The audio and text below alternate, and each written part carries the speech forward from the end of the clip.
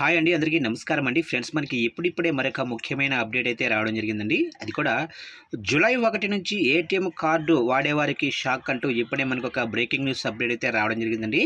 అయితే ఇందుకు సంబంధించిన పూర్తి వివరాలు అయితే మన వీడియోలో తెలుసుకుందామండి. అంటే జూలై 1 నుంచి ఏటీఎం కార్డు వినియోగదారులకు అయితే షాక్ తగలనుంది. అయితే కీలక మార్పులు కూడా చోటు చేసుకుంటున్నాయి. అయితే దీనికి సంబంధించిన పూర్తి వివరాలు అయితే మన వీడియోలో తెలుసుకుందామండి. వీడియో మాత్రం ఎక్కడా స్కిప్ చేయకుండా చూడండి ఫ్రెండ్స్. అప్పుడే మనకి పూర్తి సమాచారం అయితే తెలుస్తుంది.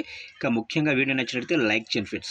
ఇక లేట్ చేయకుండా వివరాల్లోకి వెళ్ళిపోదాము. ఇక జూలై నుంచి ఏటీఎంల నుంచి డబ్బు విత్డ్రా చేయడం ఖరీదు కానుంది. భారతదేశంలో చాలా మంది ప్రజలు డబ్బు విత్డ్రా చేయడానికి ఏటీఎంలను ఉపయోగిస్తున్నారు.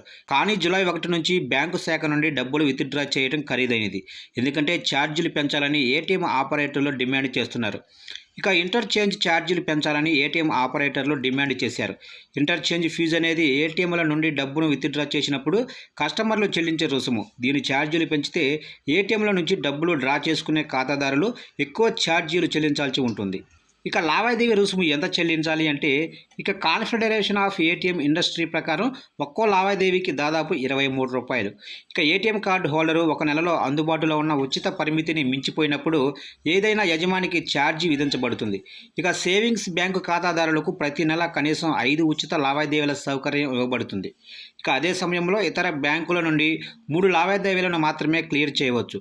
ఇక ఖాతాదారు ఏటీఎంలతో లావాదేవీలు చేస్తే వారు రుసుము చెల్లించాలి. ఇక సిఏటీఎంఐ ప్రకారం కొన్ని బ్యాంకులు ప్రతి లావాదేవీకి రూ. 20 పెంచాలని డిమాండ్ చేశాయి. మరికొన్ని అయితే 23 పెంచాలని డిమాండ్ చేశాయి. ఇక ఏటీఎం లావాదేవీల రుసుమును చివరిగా 2001లో పెంచారు. అప్పట్లో ఫీజు 15 నుంచి 17 రూపాయల వరకు పెంచారు. ఇప్పుడు ఈసారి 20 నుంచి 21 రూపాయలకు పెంచాలని డిమాండ్ చేశారు.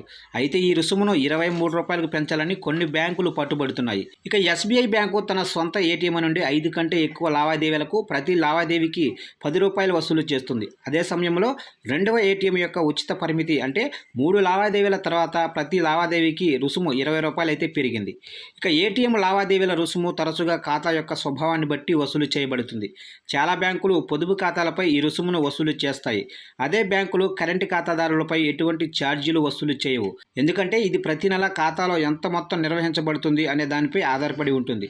ఇక కరెంట్ అకౌంట్ హోల్డర్లు తమ బ్యాంకు లేదా మరేదైనా ఇతర బ్యాంకు ఏటీఎం నుండి కావలసినంత తరచుగా డబ్బు తీసుకోవచ్చు. ఇక ఎన్ని నగరాల్లో ఉచిత పరిమితులు ఉన్నాయి అంటే, ఇక ప్రస్తుతం బెంగళూరు, చెన్నై, హైదరాబాదు, కోల్కతా, ముంబై మరియు ఢిల్లీ అనే 6 మెట్రో నగరాల్లో బ్యాంకులు నెలకు 5 ఉచిత లావాదేవీలను అందిస్తున్నాయి.